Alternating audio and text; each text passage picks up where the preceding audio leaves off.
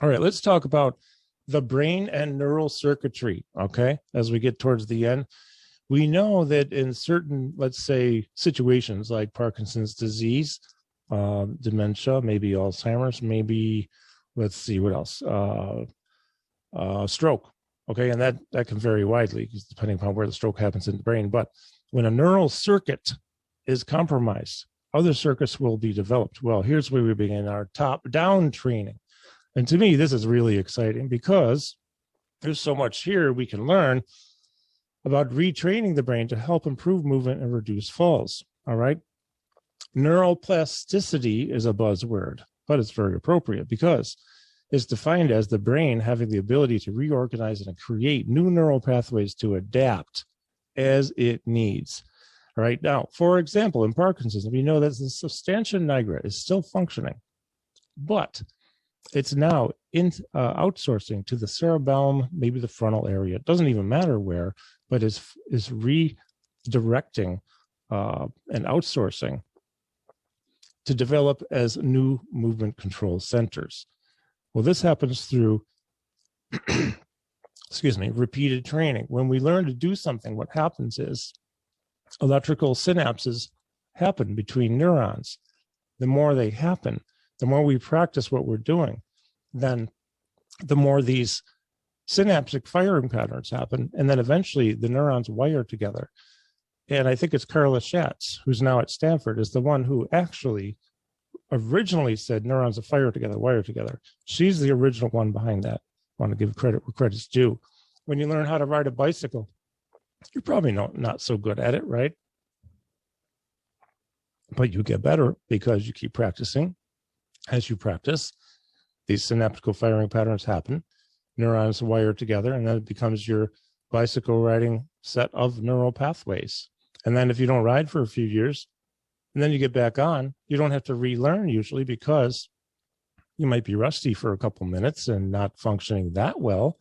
But after 2, 3, 4, 5 minutes, 10 minutes, you're off and you're riding because you fired up those pathways that have been kind of sleeping for a while. Okay. They didn't have to rewire. They just need to be fired up again. And I won't take the time to go through a list here. There are countless things we can do to retrain the brain. Let's move forward. We want to challenge our patients by implementing cognitive training during focused movement, of course, in a safe environment. We want to make sure they're challenging them and not hurting them. Okay, why are we doing that? We want to improve dual tasking skills, multitasking abilities.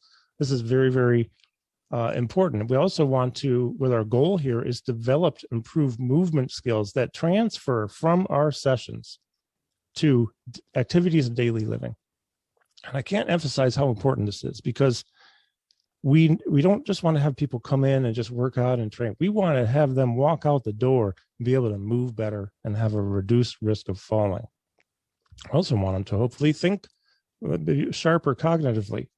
We know that this, and here's the phrase I just said, neurons that fire together, wire together, frequent repetitive training to develop a new ability or skill causes formation of these synaptic firing patterns that I already mentioned. And the more we do it, the more solid the connections and pathways get. All right, so we want to maximize neuroplasticity. Now, we know if we practice stuff, eventually it's going to probably kick in and we'll get better at it. But I want to talk about how to maximize neuroplasticity. Again, this is from Stanford. Children and young adults, basically the age 25 and under, are highly neuroplastic. Okay, exposure alone can prompt the creation of, there's a typo, new neural circuitry. The brain customizes itself based on experience. Adult brains are less plastic. That would be over the age of 25. So we have to practice what Dr. Andrew Huberman says from Stanford Huberman Lab, self-directed adaptive plasticity. He's the one who coined that phrase. Credit goes there. So we direct the changes in our brain by implementing two primary steps. And here is step one, extreme focus or chunking of learning, 1 minute, 30 seconds, 2 minutes, 5 minutes, whatever you can do during a learning activity or a learning event, hyper focus. All right. Short bouts of extreme focus and deliberate effort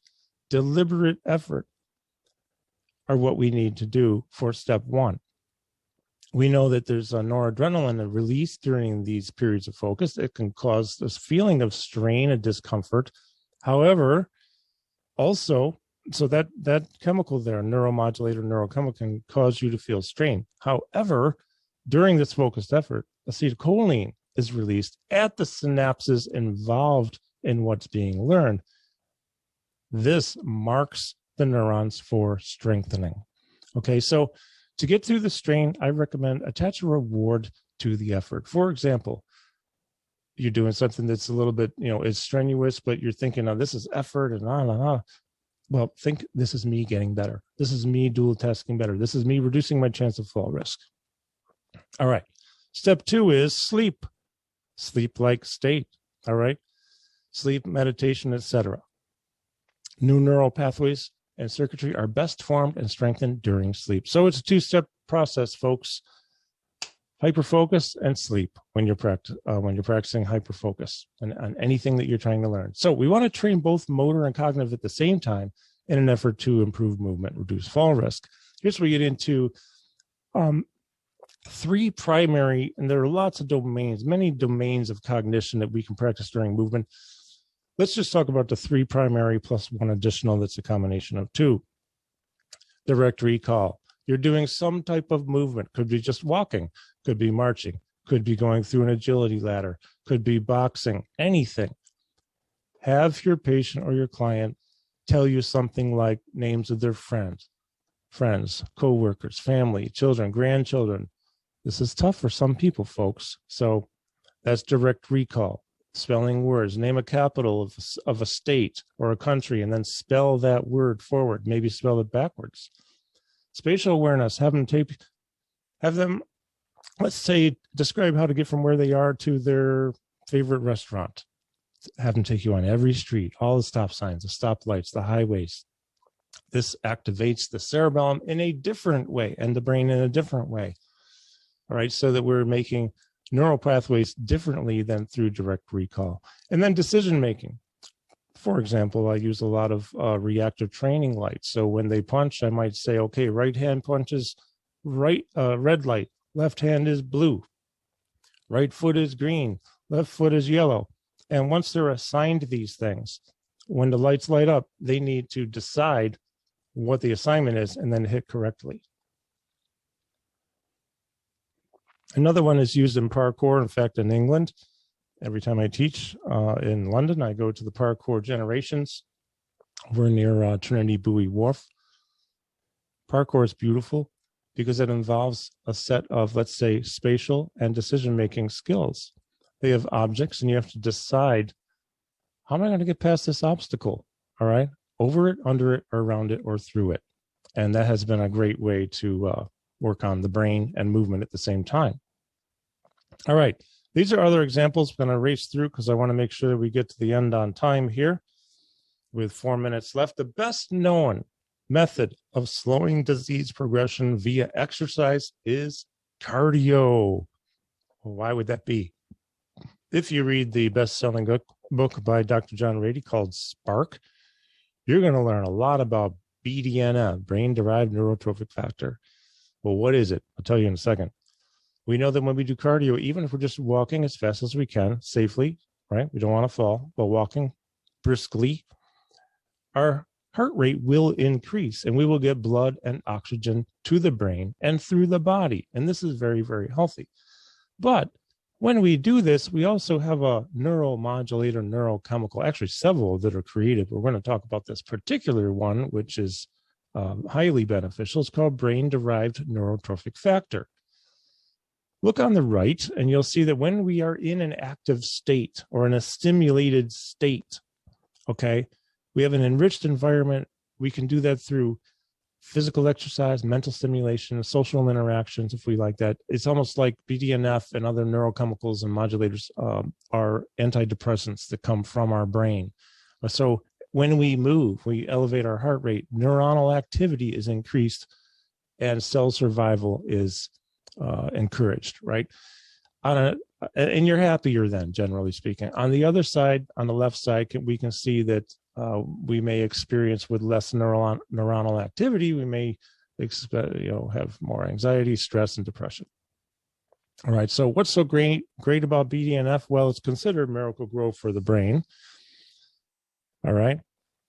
It's amazing because when this is created, and by the way, you would want in order to create this, you need to be moving for a little while.